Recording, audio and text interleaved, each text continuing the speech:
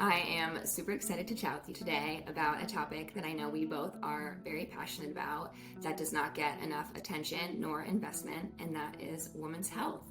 Women make up over 50% of the population, and our bodies are fundamentally different than men, yet we face numerous challenges when it comes to access and quality of healthcare. So, I wanted to start the conversation off. What are some topics you've seen frequently discussed in the women's health space?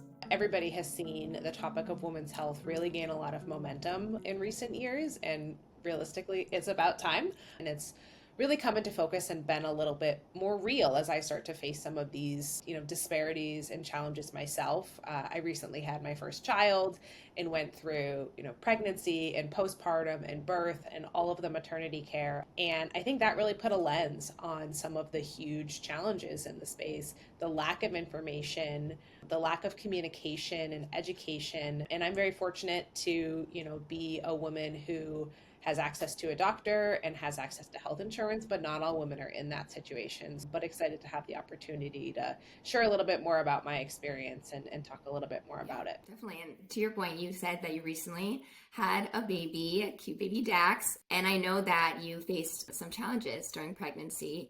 And I was wondering if you'd be able to share your personal experience and, what some of the challenges you faced. Yeah, I'm happy to share. I was very fortunate to have a perfect pregnancy until about 32 weeks. My doctor started to monitor my blood pressure, and they were keeping an eye out for pre-eclampsia, which a lot of us pronounce as preeclampsia, myself included. But if you specifically look it up, it is pre-eclampsia. And so they started monitoring me for that.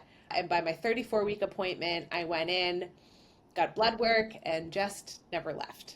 They sent me over to triage and started to induce me. I was diagnosed with severe preeclampsia. I skipped right over regular preeclampsia and was sent to labor and delivery to be induced. My blood pressure was through the roof, despite the fact that I felt fine. So I was very fortunate to be at the doctor in that moment so they could catch it.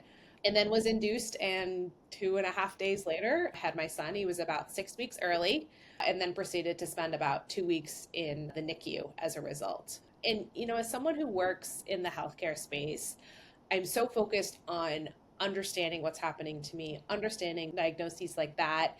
And I wanted answers to know why this was happening. What could I have done to prevent it? How could I keep my baby safe? And I was really shocked to find that there were almost no answers. The answers I got were, this isn't your fault, but we have no idea why it's happening, and there's nothing you could have done to prevent it. And as a, very type A planner, that was hard for me to understand that, like, my life was in danger, my child's life was in danger, but science really hadn't advanced enough to tell me why. And I mean, it's 2024. It feels a little bit ridiculous that we still live in a world where your life could be at risk just by having a child. And the rates in the United States are actually more than double or triple maternal death rates than they are in other affluent countries. And that's a shocking statistic, not to mention how much worse they are with women of color and the BIPOC population. Preeclampsia specifically is highest in Black women. And so, it's certainly an area that we need to do better to better support women, both in pregnancy and in general. As you mentioned, you're a very type A organized person. I know this from working with you. You're always prepared for everything. And as mentioned, you can't prepare for preeclampsia.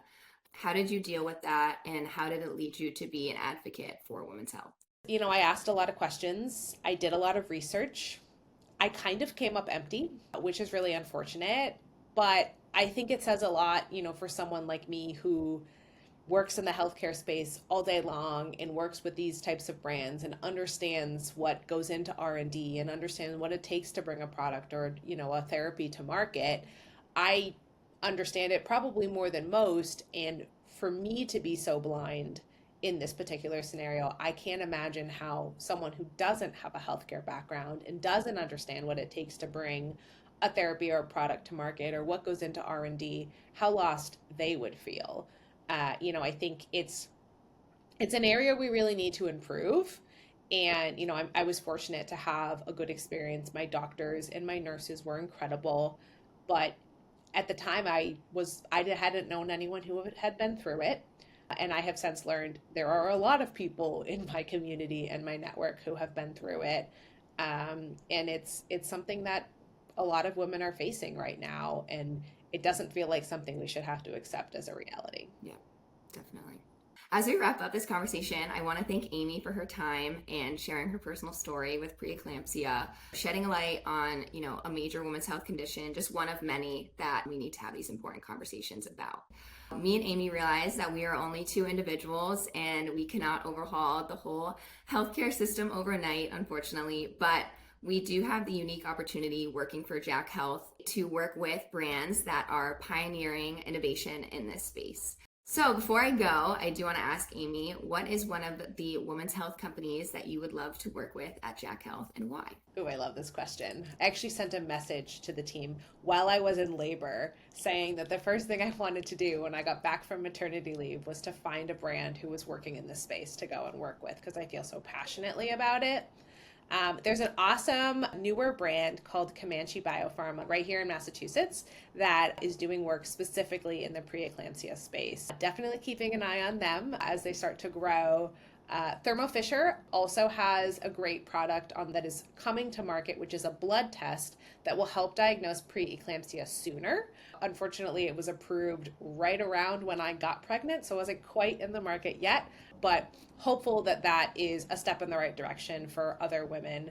And then there's some great organizations that do a lot of work in this space. The March of Dimes, which is heavily focused on premature babies and babies in the NICU. And then the Preeclampsia Foundation is another great one. My dream would be to work with a foundation or a brand to do a really awesome consumer-facing brand activation. There's a lot to educate on, and I'd love to have a part in helping bring that message to more women. But Sarah, I'm curious for you. I know you also have an interest in women's health. What's a brand or a couple of brands that you would love to work with? Yeah, also? definitely. I would say right now I'm loving Maven Clinic. They are the largest virtual clinic for women and families.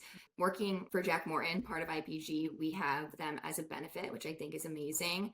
There are so many women's health conditions outside of what we've spoken about today that we could honestly have a whole video series to discuss. But unfortunately, that is all the time we have today. So again, thank you, Amy, for your time. Super important discussion, not only for women to hear, but I think men as well. Everyone needs to understand what's going on. I think everyone being informed makes you a better partner, coworker, parent, all of the above. So super important conversation, and thank you for your insight.